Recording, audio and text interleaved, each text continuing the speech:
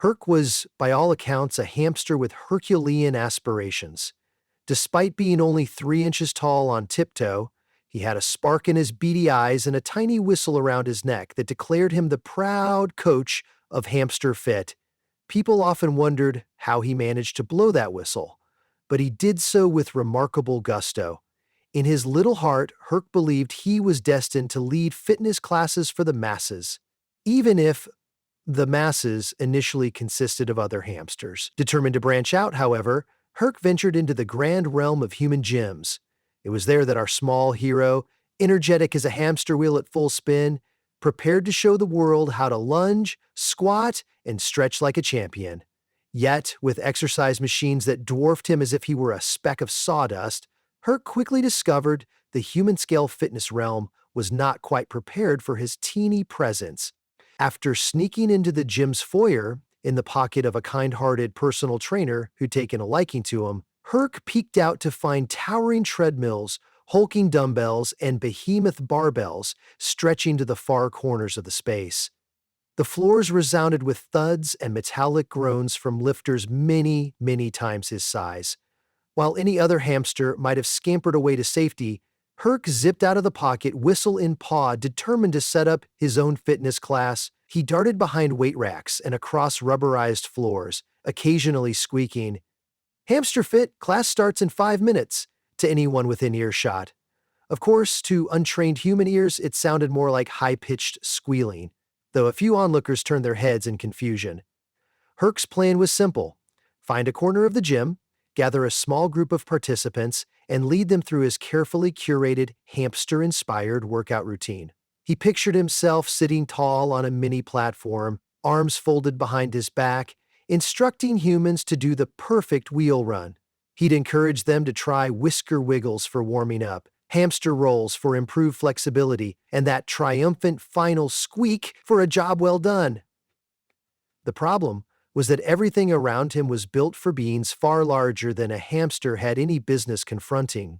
Instead of a cozy hamster wheel, he faced stationary bikes the size of skyscrapers. Instead of little chewable blocks, he glimpsed massive free weights that could flatten him in a second. A linger of doubt flickered in his chest, but Herc had faced adversity before, like that time he'd gnawed through steel bars to free his best friend Stella from an overzealous hamster fancier, and he was determined not to be deterred. One of Herc's first missions was to locate a suitable podium for his demonstrations. He spotted a bright blue stability ball, which he assumed to be an inflated podium of sorts. Scrambling atop it, Herc waved his tiny arms at a small group of curious gym-goers. "Hamster Fit starting now," he squeaked. To his surprise, a few folks, mostly those in the midst of planking or stretching, looked over. Was it out of curiosity or confusion? Hard to tell, but Herc took it as a sign of interest. He puffed out his fluffy chest and prepared to demonstrate a lateral squat. However, the stability ball quivered beneath his minuscule weight, and with a single misstep, he rolled off the side. He vanished from sight in a squeak, but quickly tumbled onto a yoga mat, landing with a comedic oof that thankfully didn't hurt a whisker. The participants blinked, shrugged, and returned to their workouts, expecting perhaps an explanation, but Herc was already back on his paws, determined to try again. Enthusiastic but disoriented, Herc waddled toward the dumbbell rack, hoping to gather weights that might be more manageable for a hamster. In his mind, a suitably small weight would be a single metal button, or maybe even a grape. But faced with the reality of actual gym equipment, his best option was to find a set of washers or small clips left behind. As he scurried about, he suddenly heard a booming clang from behind. A lifter had just dropped a giant barbell. Startled, Herc dashed sideways, squeaking a terrified "eep." The barbell slammed down with a thunderous crash, reverberating through the floor. Shaken, Herc realized that leading a class here wasn't merely a matter of scheduling, it was a matter of survival, that he was nothing if not resourceful. Maybe an unoccupied corner would provide a safer environment, if only he could find one before the next big piece of equipment crashed down or whizzed past. Herc spotted a group fitness area delineated by mirrors and a set of steps used for aerobics. It appeared empty for the moment. Seizing the opportunity, the small hamster scrambled to the front of the mirrored room, hopped onto the lowest step platform, and drew in a rattling breath. "All right, everyone, form a line. Let's warm up with some whisker wiggles," he squeaked. Of course, to the average passerby, it was just a squeak emanating from somewhere near the floor. But by sheer luck, a handful of mildly amused onlookers, sipping water and wiping sweat, did notice the miniature figure. Perhaps compelled by the sheer absurdity of a hamster whistling and flailing, they ambled around. Harry, gym manager, in the midst of retrieving a jump rope, paused to try and figure out who had let a hamster inside. Sensing the potential for an audience, Herc launched into a demonstration. He wiggled his whiskers left, then right, bobbed up and down and spun in a circle with all the jazzy flair of a Zumba instructor. Chuckles and phone cameras soon followed. The problem was that though the area was unoccupied, it wasn't scheduled to stay that way. Not 2 minutes into Herc's demonstration, a loud beep signaled the arrival of an actual group fitness class. A tall human instructor with a booming voice strode in, leading a flock of eager participants who immediately began unrolling yoga mats, adjusting step platforms, and rummaging for weights. Herc realized too late that he was about to be overrun by a stampede of tennis shoes. In a panic, he squeaked frantically and dove beneath his step bench. Though sheltered for a moment, he soon caught sight of a brand new threat. One of the participants hopped onto Herc's bench, sending the hamster scurrying sideways. Just as he escaped that predicament, another participant, oblivious to the small stowaway, planted a foot dangerously close to Herc's tail. Herc broke into a desperate sprint. He darted between ankles, jumped over a stray towel, and slid under a bench press station, heart pounding. Herc peeked out to see the group fitness session was in full swing. Everyone was doing lunges and overhead presses, exercises that Herc considered part of his own routine. The comedic irony was that here they all were, obliviously engaged in the same moves Herc had taught to his hamster pals, all while the diminutive pioneer of the program cowered 4 inches off the ground, lost amongst Goliath-like sneakers. He felt a twinge of determination, and admittedly a flash of envy. He wanted to be out there, leading the charge. But how?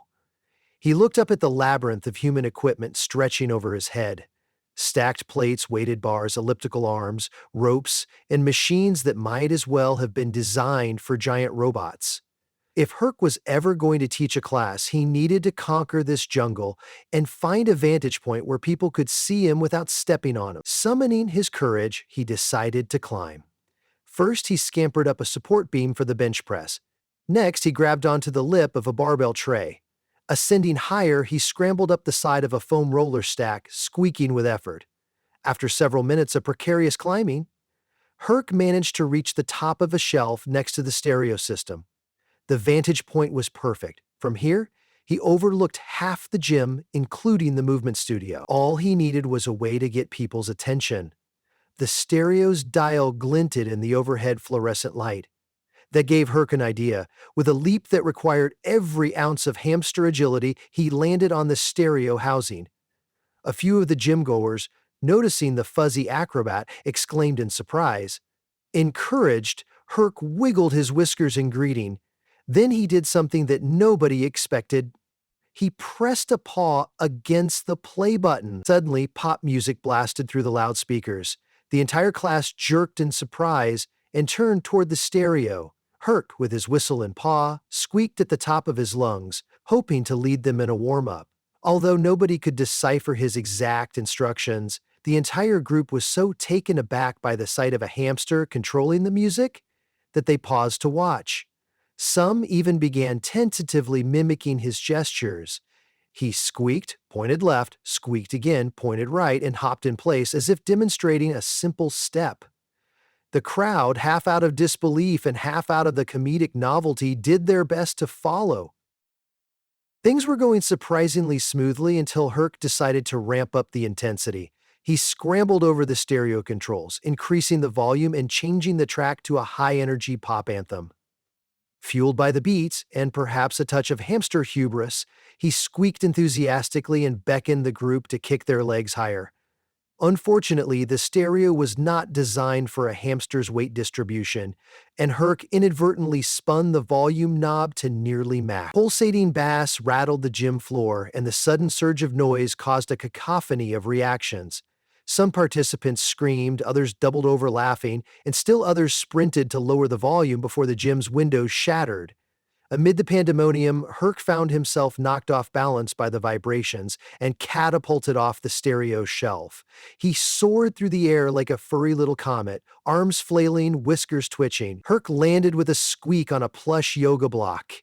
Before he could catch his breath, the block was hoisted into the air by a gym employee who was oblivious to the hitchhiking hamster. From high above the floor, Herc clung to the edge of the foam block, squealing in protest. The employee carried the block into a storage closet, opened the door, and tossed it onto a high shelf. Herc barely managed to leap onto the shelf before he, too, was flung with the block. Now trapped in a dim closet with racks of resistance bands and boxes of disinfectant wipes, Herc realized it would take all his cunning to escape. He didn't panic, though. He had survived more daunting scenarios, like the time he'd snuck into the veterinarian's treat cabinet. He'd needed to chew through an entire bag of sunflower seeds to find a hidden exit. If he could do that, he could escape a mere closet. He scurried to the shelf's edge and examined the closet door. A rectangular gap at the bottom, barely half an inch high, appeared to be his best shot. He stuck his nose through, but there wasn't enough space for his entire body. He needed another approach. Noticing a tangle of resistance bands, Herc got an idea. With some careful paw work, he tied one end of a band around a coat hook on the back of the door. Then, biting onto the other end, he began to slide down like a tiny mountaineer rappelling. Halfway down, he realized that if the door suddenly moved, he'd be flung like a slingshot. The thought disturbed him enough that he squeaked in alarm, but there was no turning back now. Paw over paw, he lowered himself, hoping to reach that inch-high gap. Suddenly, footsteps approached. The doorknob rattled. The door swung open. Herc clutched the band, whiskers trembling as the movement propelled him forward. He ended up swinging like a miniature gymnast in front of the startled gym employee who'd come to fetch a spare yoga mat. She let out a shriek, dropping the mat. Herc, losing his grip, tumbled onto the mat, which was fortunately cushioned enough to save him from injury. By some miracle, he managed to land upright, squeaking out a flustered greeting. The employee blinked once, spotted the hamster brandishing a whistle, then simply backed away, letting the door close behind her as she ran off to alert someone about the bizarre hamster loose in the gym. Seizing the chance, Herc wriggled under the door gap and scampered back into the hallway. He decided to regroup. The group fitness studio was no longer an option. Too crowded, too risky. The main gym floor was obviously dangerous, with giant barbells and treadmills. But perhaps he could lead a class in the private training room. He remembered seeing a smaller room in the corner with personal training posters on the wall. That might be just the place for an intimate yet effective hamster fit session.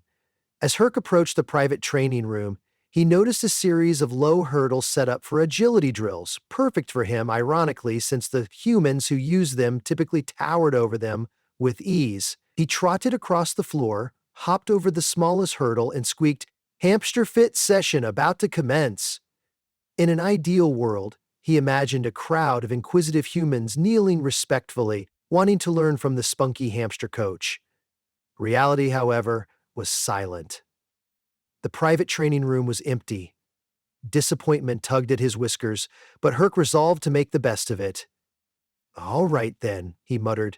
"I'll just practice alone, and soon they'll see what I can do." He positioned himself at the front of the room, took a deep breath, and launched into his signature warm-up. A few forward hops, a spin to the left, a spin to the right, whisker wiggles for good measure. Then he simulated a hamster wheel run, scurrying in place with lightning-fast paw movements. It was exhilarating, at least for him, and he imagined throngs of onlookers marveling at his technique. Midway through his demonstration, he noticed a short step bench, the perfect height to test an advanced hamster leap. He hopped onto it, puffed out his little chest, and prepared for the highlight of his routine, a series of backflips he'd perfected on his hamster wheel.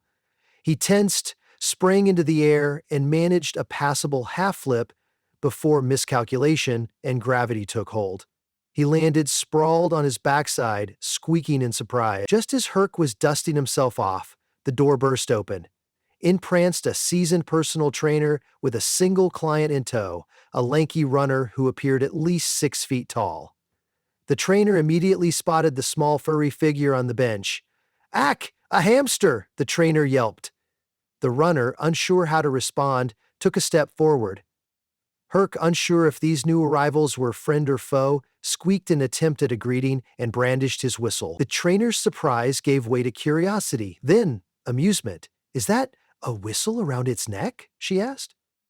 The runner leaned in, and Herc squeaked more vigorously as if to say, "Yes, indeed, and I'm here to coach you." The trainer, fascinated, grabbed her phone to snap a video. The runner simply grinned, remarking that this was a first for him, a hamster apparently ready to lead a workout. Encouraged by their non-threatening demeanor, Herc decided he would demonstrate a mini routine for them. If all went well, maybe these curious humans would finally join his class. Herc hopped off the bench, landed softly, and squeaked out a series of instructions, nothing more than squeaks to the humans, but to him they meant, "We'll do hamster hops, then a tail tuck, then a squeak, sprint in place." He demonstrated the hops by lightly bounding across the floor. The trainer and her client watched with bemused smiles. Next came the tail tuck, which looked suspiciously like a human's squat, though Herc's tail was minuscule at best. Finally, he sprinted in place on his little hind legs, paws pumping furiously. It was so unexpectedly adorable that the runner couldn't help but laugh and mimic the hamster's movements. The trainer, shaking her head in amazement, joined in as well. There they were, two towering humans following the lead of a 3-inch hamster, performing wafer-sized squats and rapid-fire sprints in place, nearly succumbing to giggles between each move. It might not have been the most orthodox training session, but it was memorable. Their laughter and exclamations drew the attention of a handful of other gym members passing by. Curiosity brought them to the room's doorway. Soon, a small audience had formed, phones out capturing every squeak, hop, and comedic tumble.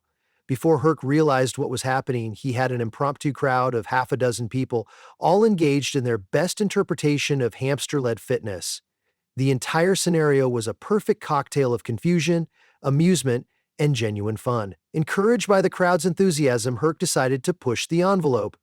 He squeaked, scurried over to the low hurdles, and gestured for the humans to line up behind him. Then, with a theatrical squeak of his whistle, he demonstrated a quick leap over the first hurdle, scrambled to the second, hopped again, and spun to face the watchers. Bemused but game, the participants tried to follow suit. The runner cleared the hurdles gracefully, the personal trainer with a flourish, and the onlookers with various levels of success. The room erupted in laughter whenever someone missed a step or inadvertently kicked a hurdle. Nobody seemed bothered by failure, they were all too busy reveling in the silliness.